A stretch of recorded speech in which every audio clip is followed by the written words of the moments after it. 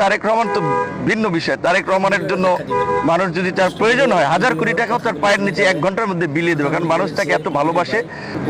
প্রথম কথা হচ্ছে যে দেখেন, আমার কাছে মনে হচ্ছে যে নির্বাচনী হলফনামার মাধ্যমে রাজনীতিবিদদের সততা এবং প্রকৃত অবস্থান বোঝা যায়। তো দেখেন, তারেক রহমান বাংলাদেশের সাবেক রাষ্ট্রপতি, সেনাপ্রধান, প্রধানমন্ত্রীর সন্তান।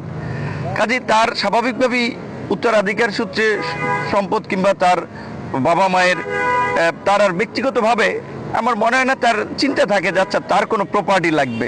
সেই জায়গা থেকে তারেক রহমান তো ভিন্ন বিষয়। তারেক রহমানের জন্য মানুষ যদি তার প্রয়োজন হয় 1000 কোটি টাকাও তার পায়ের নিচে 1 ঘন্টার মধ্যে বিলিয়ে দেবে, কারণ মানুষ তাকে এত ভালোবাসে এবং তার প্রতি তাদের সেই আবেগ অনুভূতি আছে।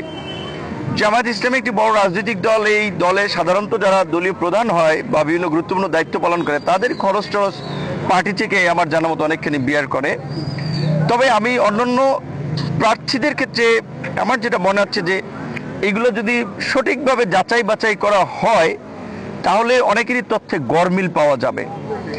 আমি যেটা আমার যেটুকু আছে সেটুকু সত্য। আমি ঢাকা বিশ্ববিদ্যালয় ইংরেজি বিভাগে পড়াশোনা করেছি।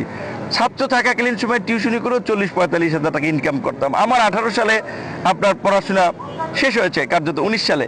তো কাজে এরপর থেকে তো 19 থেকে আজকে 25 পর্যন্ত আমার একটা কর্ম আছে। আমি যেটা আমার আয়কর রিটার্নে উল্লেখ করেছি, আমি এই অগস্টের পর আপনারা দেখবেন টেলিভিশন খুললে দেখবেন টক শোতে, আমি তো দেখছি টক শোতে হতে মাসে দেখা যায় 40-45 হাজার টাকা অনারিয়াম পাওয়া যায়। তারপরে আমার তো ছোটোখাটো বিজনেসের সাথে একটা ইনভলভমেন্ট আছে। আমি আমার আয়কর রিটার্নে দেখেছি যে দুটো কোম্পানি, একটা ডেভেলপার কোম্পানি, একটা কনসালটেন্সি ফার্মের সাথে ইনভলভ আছে। আমার নিজস্ব একটা এগ্রিকালচার বেস ব্যবসা প্রতিষ্ঠান আছে, সেখান থেকে আমার বার্ষিক আয় 20 লাখ টাকা। প্রকৃত অর্থে এই 20-30 লাখ টাকা যদি একজন ব্যক্তির আয় না থাকে তাহলে তো তার নির্বাচন করতে আসা উচিত না। নির্বাচন তো আপনি মানুষের কাছ থেকে পয়সাপাতি নিয়ে করবেন, আর মানুষ দেবে, এই টাকা দিয়ে বাংলাদেশের প্রেক্ষাপটে নির্বাচন হয় না।